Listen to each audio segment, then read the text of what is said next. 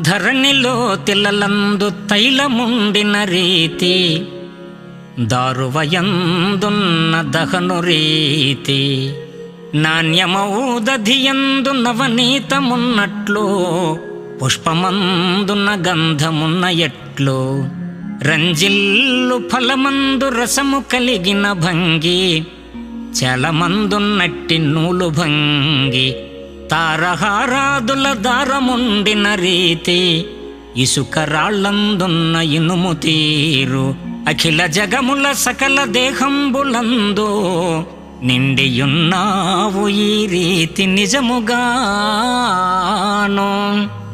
Ramya గుణధామ Bhadradri Rama, Parashurama నరసింహదాస సంరక్షితాహ్వ.